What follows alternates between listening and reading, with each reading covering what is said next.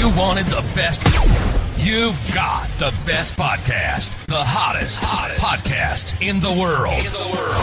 The Chris Voss Show, the preeminent podcast with guests so smart you may experience serious brain bleed. The CEOs, authors, thought leaders, visionaries, and motivators. Get ready. Strap yourself in. Keep your hands, arms, and legs inside the vehicle at all times, because you're about to go on a monster education roller coaster with your brain. Now, here's your host, Chris Voss.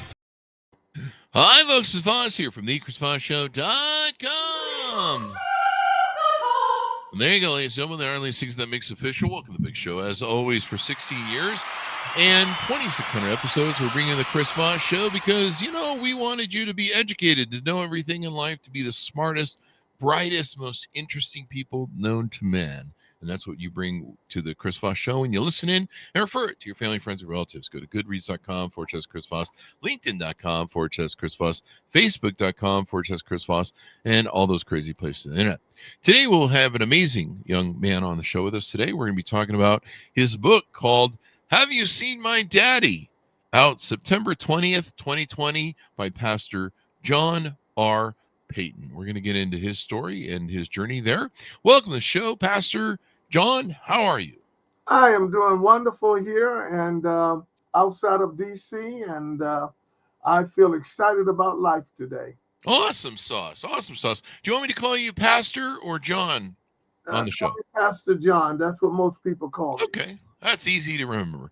So, Pastor, give us .coms, any websites, anything on the internet, socials that you may want people to follow you on the internet. Well, they can get me on my email, for pastorjohn@gmail.com, FOR pastorjohn@gmail.com. All right. So give us a 30,000 overview. What's inside your book? It's about my life. Growing up in Hampton, Virginia, with an abusive father who was a functioning alcoholic. And I had a mother who was a Christian, and she lived it in my presence. And I was always comparing her with some of the people I saw in the church, and it was such a difference. And she was the one that kept me solid in my character. Mm-hmm. And so you say your abusive father. Tell us about what that was like. And I guess this book is a memoir, so the stories of this are in your book, correct? Yes. Well, the book talks about what's it like to live in a home with an alcoholic functioning father who has problems on his job with getting promoted, who's being discriminated against, and he comes home and he takes out his anger on his own family. Yeah, there goes. There's a lot of people that do that, and a lot of men that do that because they can't handle the world, and they come take it out on their family. Sometimes, I suppose, women too. They're in the working field. It's not the right thing that they can do to do that to your family, but what can you do? And so your mom kind of helped you get through that, survive that, and probably gave you the love you needed as you were trying to navigate childhood. It wasn't easy because you look for what you see on television. And television was a joke when I finally grew up and started seeing the Harriets and Lucille and Ricardo and all of them. And you think these people are the real deal, and you find out that's just acting. It's just acting. Yeah. And that's why I have a PhD in psychology, because sometimes I have to go in and try to see, can we heal the child inside of the man? Because sometimes he has anger and problems as a child, and he takes it into his adulthood and don't even realize it. I often say you're once a man, twice a child. Whatever you were as a child, when you get a certain age, you'll start acting out that behavior again, unless you've had some correction in the middle. Correction is good. Correction is good. So did you discover, you're obviously in religion because you're a pastor. When did you first get exposed to religion, and what was that like? Well, growing up, I noticed that Our church was about 25 steps from a white church, but I never saw nobody get together. All I saw was white in the white church, black in the black church. Mm-hmm. I think 11 o'clock on Sunday is the most racist hour in America, and it's the church. Yeah. And I got it. Didn't Martin Luther King say something to that effect? No, but I walked around with Martin Luther King, so. Oh, did you? Didn't he say from Birmingham? I think it was from Birmingham jail. He gave the implication that we can't even pray together as black and whites on Sunday. Never. Oh. Then I got drafted in the military. I go in there, and it's the first time I have to closely mingle with whites. And I catch this guy peeping in the shower to see if I got a tail like a monkey. Oh, that's bad. And I brought him in, and I said, "Hey, what's up?" He said, "That's what my parents taught me." Oh, my God. I told all the black guys in the barrack, "Come back here, drop your pants." This young man that he's been taught wrong. It's amazing how you can be taught wrong and don't know until you get in the military. Mm-hmm. Because I thought all whites were rich, and I get in the military, find out they eat just as many hot dogs and chicken as I was eating. And, we would sit there and we would have these conversations, and it was amazing how you can be brainwashed even by your own parents about a lie about another people, when the truth is we all got the same red blood. We need each other, and that came out. That was obvious when I fought in Vietnam.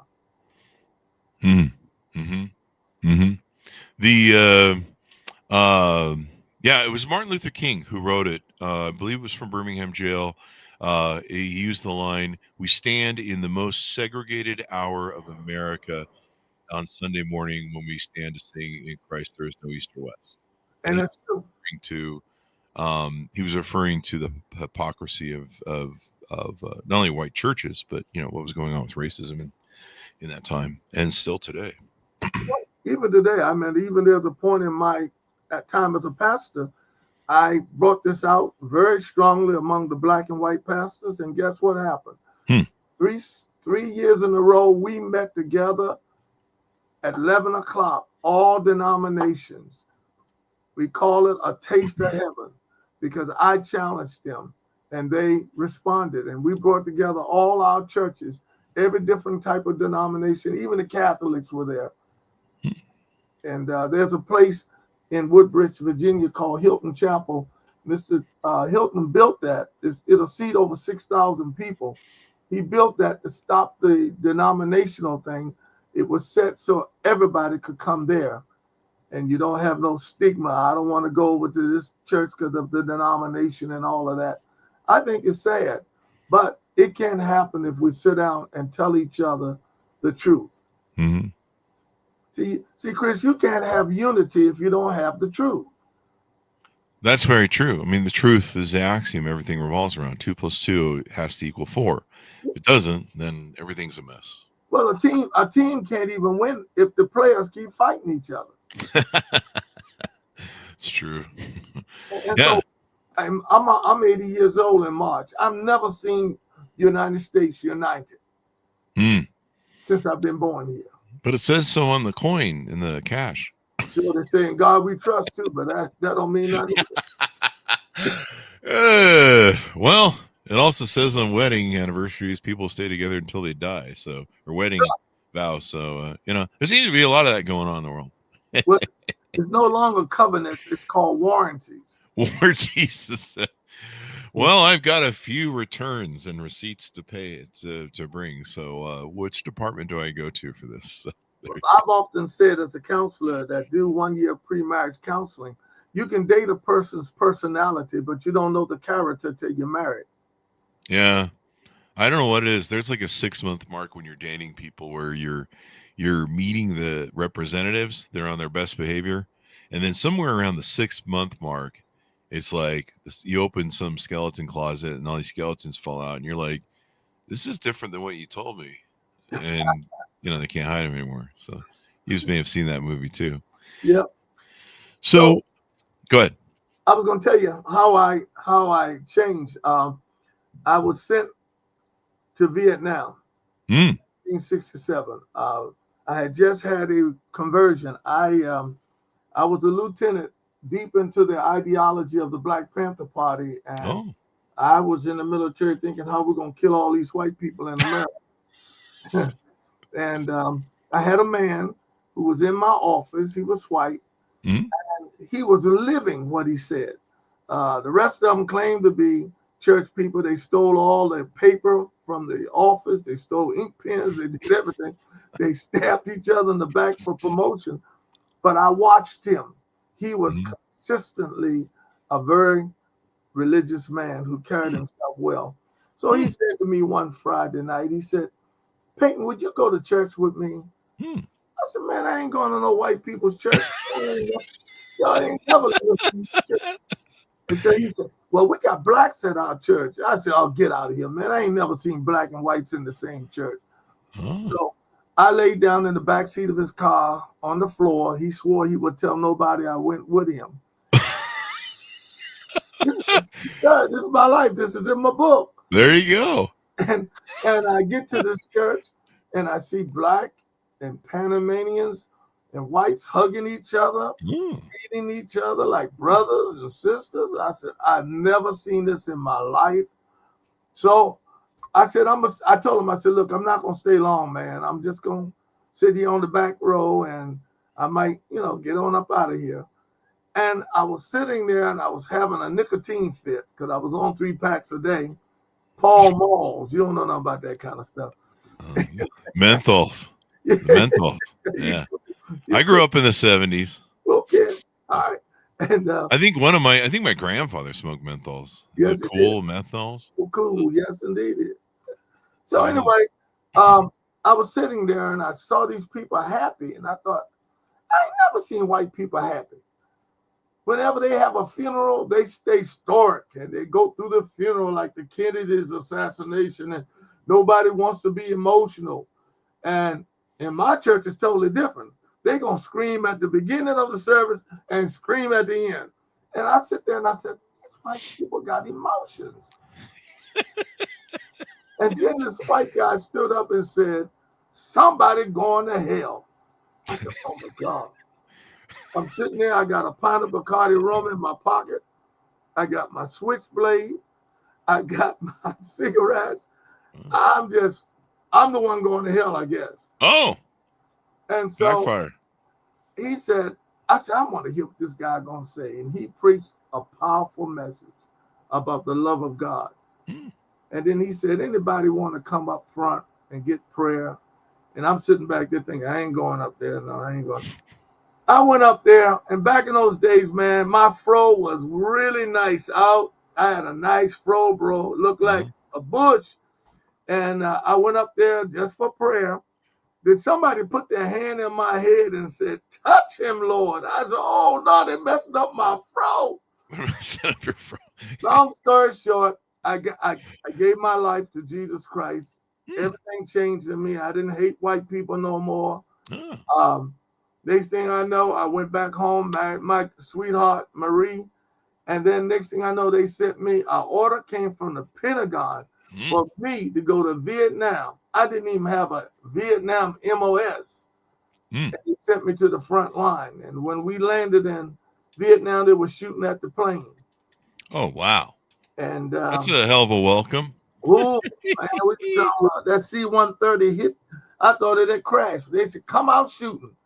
Wow. Viet Cong were on the runway. And that's when my life started an adventure. That's an adventure. So in 1968, while we were there fighting, Dr. King got assassinated since she brought him up. And there was almost a race war in Vietnam in my company. Oh, wow. The white guys got the rebel flag out. The black brothers got the national flag of the Black Liberation. And I stood up and said, hold it. We got to stick together, brothers. Yeah. We're in Vietnam. 41,000 VC were coming down on us that night. I said, all of our guns got to be pointed in the same direction, helping each other. Oh, yeah. We apologized, and some of us got home. 58,000 mothers lost their sons in Vietnam. Yeah. For what? That was an unfortunate battle. So where do you go from there? Well, I come back home. I'm determined I'm going to do the right thing. So I checked into school, college. I was going to college full-time in the day and working in the Newport News shipyard full-time at night, averaging 4 hours sleep until I got my first bachelor's degree in business. Oh. And oh man, I'm getting ready to have the American dream now. I brought her home, and my wife and I, we got a child, and we're happy. And all of a sudden, 1974, December, 5 days before Christmas, I'm awakened by God, whose voice I know. I no longer say something told me, because he spoke to me and saved my life quite a few times in Vietnam. And so he told me, he said, do you love me? And I said, yes, I love you. I'll do whatever you want. I owe you my life. He said that I want you to pack your wife and your new little baby, get a U-Haul truck, and drive to Colorado. And I want you to leave Virginia in 24 hours. Wow. I looked back up to heaven. I said, there's somebody else I can talk to. I know you're not. You're asking me to pack my wife and kids and go. I don't know nobody in Colorado. I don't even know the direction to Colorado. That's the direction to go. I'm serious. I did it. I talked to my wife. I woke her up. We packed all we could, and we started to Colorado. It was an 18-hour trip. I tell you what, the twilight zone is between Kansas and Colorado. I've never seen so much land, tumbleweeds, you name it. It's a pretty boring drive. I get to Colorado 2 days before Christmas. I go to a phone booth, date my age, and I call this man that I heard was a believer, a Christian. He was white, and I talked to him. He said, where are you standing? I told him where. He said, can I come to where you are? I said, okay. So he came to where I was. I said, look, I just need an apartment. Tell me where I can get an apartment for my wife and child here in the truck. And he told me, he said, will you go to my house? I said, I don't know you that well, man. He said, no, please come to my house. So I go to his house. Chris, this is an unbelievable story, but it's the truth, documented. I go to his house. I get up the next morning. I find 5 men sitting in his living room drinking coffee, and they're waiting for me to get up. I speak to them. They're all multi-millionaires. And they had built a nursing home in Aurora, Colorado called Sable Care Nursing Home. And they had fasted and prayed and wanted God to send them the best preacher they could ever have at that nursing home. I was the man. You were the man. And I became the chaplain there. Next thing I know, I'm in seminary, finishing up seminary, and my life has been an adventure ever since. I have not had a secular job since I got in that truck and drove to Colorado. Wow. That's quite the inspiration. It's called walking by faith. There you go. Or driving by faith. Did you walk or drive? No, I'm just kidding. We do the jokes here on the show. Nah, man, hey, no problem, Chris. I can roll with you, buddy. There you go. I love it. So how do you reach the point to where you want to write this book? What was the motivation behind doing that? Well, probably COVID. No. Looks like it was written during 2020. No, people have been watching my life for a long time. You know, they knew about me. I was a chaplain for 28 years. I was vice president of a ministry dealing with prisons. I was national director with a guy named Chuck Colson. You remember him with Watergate? Oh, I remember Watergate. I don't remember the Chuck name. Chuck was one of them that went to prison. Oh, was he? Yeah. And when he came out of prison, he was a changed man. And all of a sudden, he wanted to help men and women behind the prison bars because he lived back there.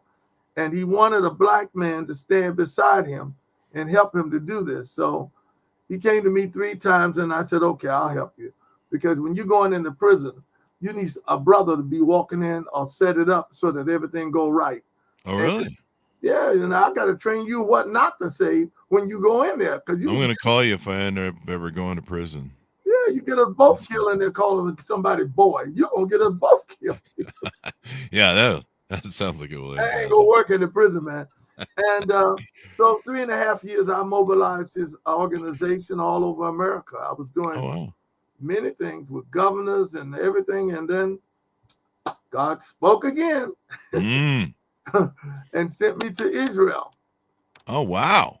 One of the millionaires that's a long ways from. Yeah, well, one of the millionaires, Gilman Hill, was one of the top geologists who was drilling an oil well on Mount Carmel in Israel. And he wanted me to come over and do the opening prayer at the drill site.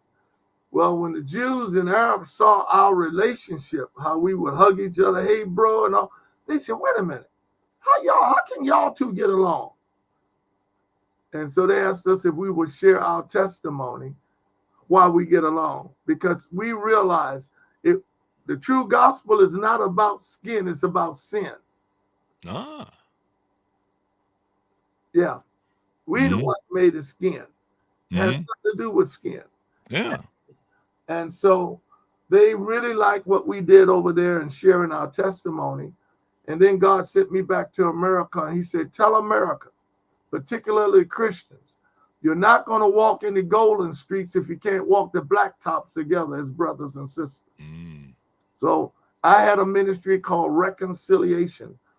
And I would go anywhere anybody invited me. Like, I'd go in New England, and they wouldn't tell me till I got to the golf club that most of the men that I would be speaking to the whole weekend were card-toting Klan. Shit. That's something to tell a man on the Yeah. you know, what are these guys with hoods doing in here? I didn't know. Was I supposed to bring a hood? I don't know. What's going on? I went right on in there and taught and shared. By Sunday, many of them put their cards down. Oh, wow. And hugged me and said, man, thank you. You are about the love of God. I just went in and told them, I don't hate you. Why you hate me? Who told you things about me? Yeah. Why don't we sit down and talk together instead of hurting each other? But that same behavior is alive today. Things are being said, and nobody's sitting down talking to each other like you and I. We're sitting here. I ain't never seen you in my life, but I'm enjoying you because I can see the realness in you. Yeah. And I can hear the realness in you. Yeah, I mean, just talking, communicating, getting to know each other. I mean, I'm just at first when you told me about the tail thing, I thought that was a joke. I think you were making some sort of joke, and I was like, joke, man. Look, I'm like, this is probably going somewhere with this joke, and then it hit me that like you were being for real, like, and it's just hard for me to imagine an era at that time, even though I kind of grew up in it, really. Well, I live out in the suburbs. My neighbors are CIA, FBI, you name it. But you know what, Chris? What is interesting? If I go for a walk in this neighborhood I live in, which is predominantly white, I watch children go in the house when I walk by. Really? But when my grandkids are out in front of the yard and a white guy goes jogging by, they don't even think about it, but wave at him. Oh, wow. It's what people are teaching. Children naturally will play together until parents say something. Yeah. I think racism is taught. It really is. It is taught. You know, I mean, I remember when I was in junior high, I think it was it high school or junior high? I think it was in high school. And one of my friends was a young black kid, and we lived in Utah, and there's a very small population of minorities here, which makes it a really boring state, and the food's awful. We need some culture up here, folks. White people culture is boring. Anyway, so I remember we were sitting in class, and he used to eat lunch with us every day. We were sitting in class, and the teacher says, we're talking about history. It's a history class, and so the teacher brings up the racism of the 60s and the historic nature of racism throughout this country. And before this country was formed, actually. And he asked my friend, he goes, hey, so you being a black person, what are your thoughts and feelings on this time period and what took place? And, what would share with us some of your thoughts on how you view this, from your point of view. And I looked at him and went, oh, I have a black friend. That was like the first time that I identified that he was black. But I grew up in California in the melting pot of LA. So I grew up around everybody, was friends with everybody. So it didn't really, I didn't have those sort of issues, but it was the first time I looked at him and gone, oh yeah, I have a black friend. Racism is taught, I think, by hateful people, by parents that are hateful. Sometimes they pick it up. Gaming is a big way that I think people pick it up nowadays. There's a lot of the N-word thrown around, racism thrown around in gaming communities. And it's unfortunate, but, it's something, books like yours are important for people to read and learn about what's going on and get to know each other like we're talking about. Talk to each other, communicate. Look, we all in the same boat. There's a hole in the boat. If we don't get up together and plug it, we're all going to drown together. Mm-hmm. I fought for this nation just as with pride like anybody else. And we came home from Vietnam. We were not received. We weren't even respected. Yeah. That was unfortunate. There's a lot of things unfortunate because there's no love.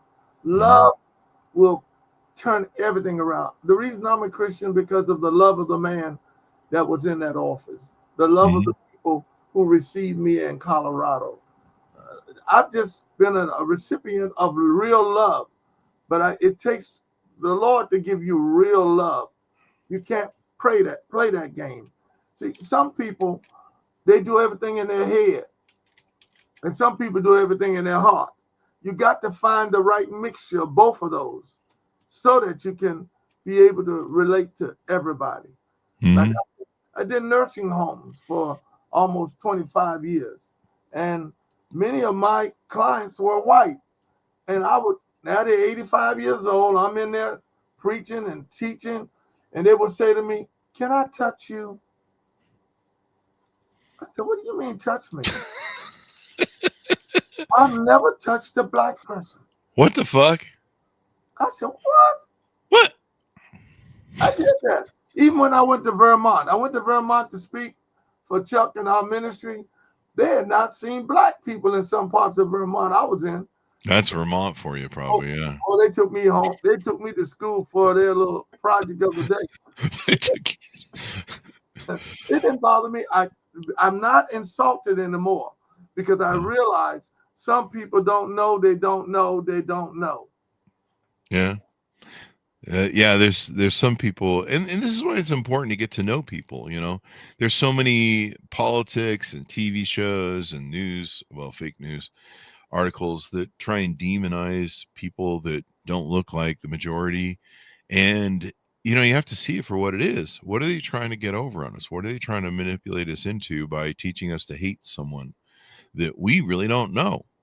And maybe we should all get to know each other. And a lot of people like that. I mean, I've had fist fights with people at school when I was young and stuff. And sometimes it was over a misunderstanding, and we just had to talk to each other. So yeah, that was it. Just had to talk to each other and do that. And so yeah. So what motivated you want to write this book, and what was the influence that you hope people come away with, I guess, is more my question. Well, with my father, I came home and I wanted to get his love. He had shot my brother in the back. Holy shit. And only God let my brother survive. We have not seen my brother in 60 years. He just disappeared. Really? Oh, yeah. I've been in every prison almost in America trying to find my brother. Wow. I think I kept saying to my father, "I love you." And he would say, "Okay." Wow. Then he finally said, "Yeah, me too." Me too. Yeah. Then one day when he was having a stroke, he asked for me to be brought to the hospital right away. Led my father to Christ. And that was the first time I heard him ever say, "I love you." Really? You can have a father who thinks because I work every day and put the bacon in the house and do all this and that, I'm showing you love. But love is something you say. I didn't want a father. I wanted a dad. And so my book talks about finding a dad, somebody who don't mind holding your hands. Like I noticed in Israel when I lived there and studied, you see the father walking around with his son every day. Grown man, they hold hands together. We do that here and we say they're gay. Yeah, it's kind of weird. Sad. A father should be very close to his son. As a matter of fact, the Bible says if you hurt the son, it hurts the father's heart. It breaks the father's heart. And so my book tried to talk about how to be a dad, how to try to help somebody to be a dad, show love. Like for instance, when I teach in the prison, I'm looking at 3 generations in the prison in DC. And I'm coming in to teach them about how to love one another and get out of this cycle of being in prison. Mm-hmm. They look at me as a father to them.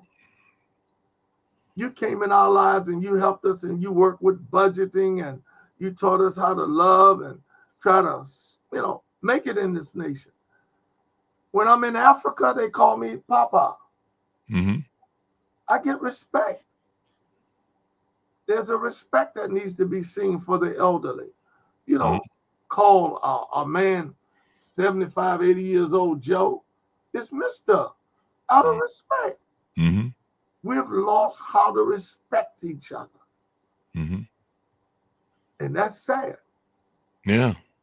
Because we need to respect our elderly. And if you keep waking up one day, you're going to be elderly. So we got to show back to respect. When I grew up, my mother said, yes, sir, no, sir, thank you, you're welcome. And I said, Mom, why I got to say all that? She said, because you got to grow up with a right character, respect. When people don't respect one another, it's going to be tragic. Mm-hmm. Yeah, so most definitely. When you're old, like I see them in the nursing home, they don't care what color I am. They want me to hold their hands and give them a hug because the race game is over. Yeah, and it should be. I want to see love. Yeah. Love makes the world go round. Hey, bro. But you got to have the right love. There's different kinds of love. Like Eros love is romantic love. Philo love is friendship love. But godly love is called agape love. It means I will lay down my life for you. Oh, wow. There you go. So some of the things you talk about in the book, we discussed the racism part. You talk about family disintegration, divorces, and violence. Talk to us about what you're talking about in the book and what's going on there. I tell you, I always ask people when they come to me for counseling and they're thinking of divorce, I always ask them a question. What were the positive things you saw in each other when you first met each other? And they get this, just like you, they'll think about it and say, wow. Yeah. Then I'll ask them, what is the problem with the marriage? It's usually the things you used to do, you stop doing. And then you get a second and third wife and always think about, man, wonder if I had known what I know now with the first wife, it might not have gone so bad. We were immature. We were selfish. Yeah. That's why I always start off in polygamy. I just get the first, second, third, and fourth wife right away. And then I skip that first step you're talking about. Look, bro, I don't know what neighborhood you live in, but one woman is enough for me, man. You and I. But I did spend quite a few years in Utah, and there's a huge polygamous thing going on here. I got friends there, and I don't know how men do it either. I can barely handle one woman. One woman, that's all I got. One wife. We've been together 56 years. Wow. We're childhood sweethearts from the 7th grade, and we've never talked about divorce, but murder has crossed our mind. Well, I hear that it's not true love unless you have thought about killing the other person. Yeah. Everybody have their days, but I think my book will make anybody sit down and think about marriage, or to make people think about what could turn this world around, what this world really needs, how we can become a better nation, a better people. And the main thing, Chris, is to die in peace. Yeah, dying in peace is, having peace is good. Well, my rich friends, I'm not going to call off their names because you know them. They all told me they never had no peace or joy in their big families until they had Christ to come in their life. One of them, I'll just name him because he's written a book about it also, Adolph Core of the Core Beer Company. We hung out together and did prison ministry together. As a matter of fact, I was with him when he went to see the man who killed his father. Oh, wow. In Canyon City Prison. And Ed told me the only time he found peace was when he invited the Lord into his life. He had the money, they had the big house, they had all the stuff, but he didn't have peace. Well, peace is priceless. At least for men, it is. We love peace. We'll do anything for peace. I tell you, this book, I think will make people maybe want to invite me to come and share and try to bring reconciliation in some of these cities. We need each other. We need to stop fighting each other.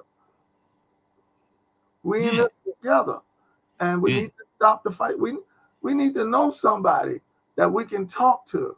I see so many men don't have nobody they can talk to. Yeah. And they don't talk to other men. It's just kind of weird. I mean, technically, if you got issues, talk to other men. And you know what? I come in and I do a seminar which will make men talk to each other that have never talked to each other before. It was developed when we did the prisons. We would bring outside businessmen in for a week and do a little seminar with them and the inmates. Them men didn't want to go home. There you go. Because they had assumed things about men behind the walls that they didn't know. I'll give you one example. There was two brothers that were twins in D.C. One of the brothers had a little bit of dementia. He had problems. But they got him in a crime, and they gave him time in prison. His brother switched places with him and was doing his time. Wow. I didn't know that was legal.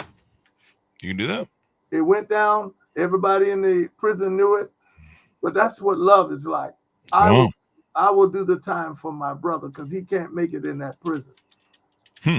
Wow. But you never hear stories like this. Yeah. It's crazy. His brother kept his meal cart full. Look, everybody support. I see more love in prison among the men and women in prison than I see out here on the streets. The only time we even come close to each other is at a 4-way stop sign. That's true. So as we round out, what do you hope people come away with on your book? What do you hope that they learn? I hope that they learn that if you're willing to dare to be different and stop letting other people run your life, you can come out better. Because we spend our lives trying to impress people that ain't gonna never like you anyway. That's true. And you have to stop assuming things about each other. Stop reading stuff unless you go and talk to the person to their face and say what needs to be said. Like I got pulled over for robbing a bank. And they had me on the street, guns out, hammers back, get ready to shoot me. And they went to the bank and they brought this white bank teller. And she got out the car. She said, "That's Pastor Peyton. I told you the bank robber was 5'3" and light skinned. Y'all get ready to shoot the wrong man." They never took the time to give me a chance to talk. They almost killed me. Yeah. There you go. So as we go out, what do you hope people come away with your book? What do you hope the lessons they learn? And you want them to give a final pitch out to people to pick it up. If you read this book, you're going to realize that we need to love one another.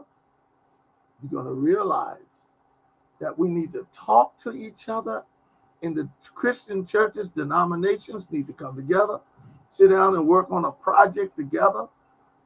You're going to come out of this book and realize what God can do with a man that was a lieutenant in the Black Panther Party thinking of killing all the white people. And now I just love everybody. Definitely a positive, uplifting thing. And I'm glad you're here to share your message and share your story as well. Thank you very much for coming on the show. We really appreciate it, John. Thank you, Chris, for inviting me. God bless. Thank you. And thanks to our audience for tuning in. Order up his book wherever fine books are sold. It's called Have You Seen My Daddy? Out September 20th, 2020 by Pastor John R. Peyton.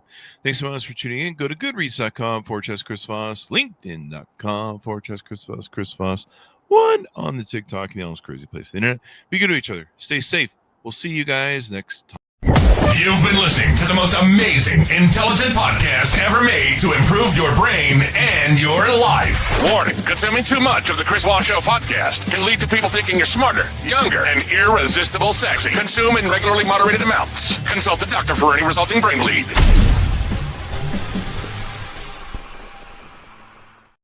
All right.